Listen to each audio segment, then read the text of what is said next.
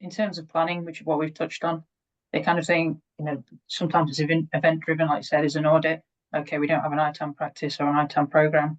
Where do we go from here?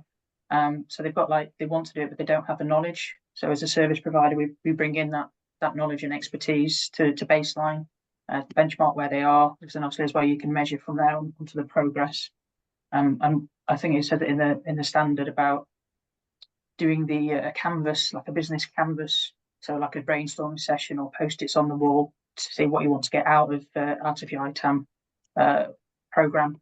And I think it's important that, again, get the right people in. Need to get the buy-in from senior leadership. It's going to be funds, but again, align to the business objectives.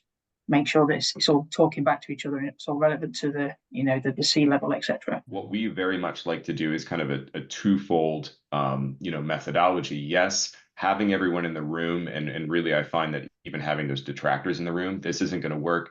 Getting their feedback right early in terms of that planning, but then taking a very cold, objective, data-driven approach, right? This is, you have this and this coverage, you are missing this. We need a technology management strategy that, may rip out some of your existing stack and put something in place. But then at least you have that justification.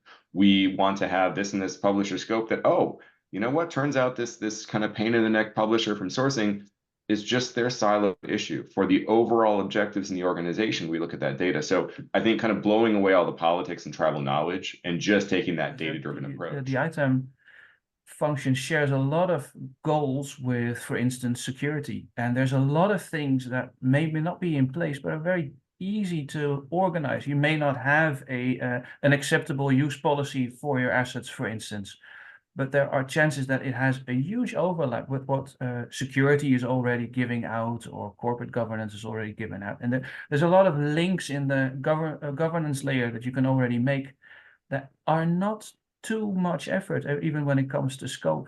And that is something that is lacking. And I think that's something where we usually begin, because it solves a lot of issues with scope, governance, maybe even your year plan.